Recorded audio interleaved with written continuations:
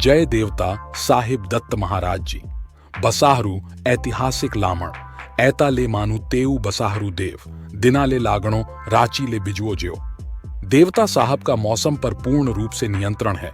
देवता साहिब की इच्छा अनुसार मौसम चलता है। देवता साहिब के पास दूर दराज से लोग मौसम को उनके अनुकूल रखने के लिए आते हैं और देवता साहिब की ख्याति मौसम के लिए कुछ अलग ही है।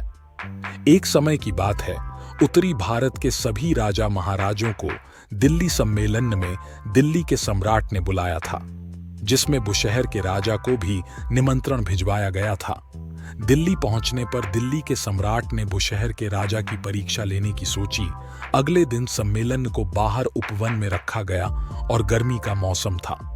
सभी राजाओं को दिल्ली के सम्राट ने उनके सिंहासन के साथ छत्र लगाया था और बुशहर के राजा को बिना छत्र वाला सिंहासन दिया गया। और जैसे ही सभी को सूर्य के भीषण ताप ने सताया था, बुशहरी राजा ने अपने मन में अपने इष्ट देव बसाहरू को याद किया और वैसे ही वहां पर एक छोटे से बादल का टुकड़ा आसमान में सूर्य के सामने आकर रुक गया और बुशहरी राजा को ताप से बचाया। और बाकी सभी राजा ये देखकर अचरज में पड़ गए और बुशहरी राजा के सिंहासन को चारों ओर घुमाया गया, लेकिन उनके सिंहासन के साथ बादल का टुकड़ा भी उनके साथ आता था। इसी कारण दिल्ली सम्राट ने बुशहरी राजा से पूछ लिया कि ऐसा चमत्कार किसके कारण हो रहा है।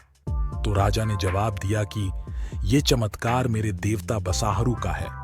उन दिनों दिल्ली में बारिश का अकाल पड़ रहा था, तो दिल्ली के राजा ने बुशहरी राजा से कहा कि तुम उनसे विनती करके दिल्ली का सूखा दूर करो तो मैं तुम्हारा आभारी रहूंगा।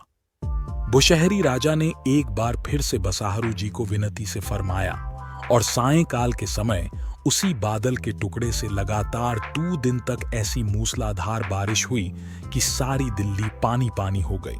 इसी से खुश होकर दिल्ली सम्राट ने बुशहरी राजा को सभी राजाओं के बीच महाप्रतापी राजा की संज्ञा दी और खुशी के साथ उन्हें विदा किया गया। नोट: उपरोक्त लिखित इतिहास जनश्रुति और लोक कथाओं एवं किस्से कहानियां पर आधारित है। इससे हम किसी भी समुदाय या धर्म को ठेस नहीं पहुंचाना चाहते हैं। इसके पश्चात भी अगर हमसे कोई भी त्रुटि हुई हो तो हम क्षमा प्रार्थी हैं। जय देवता बसाहरू।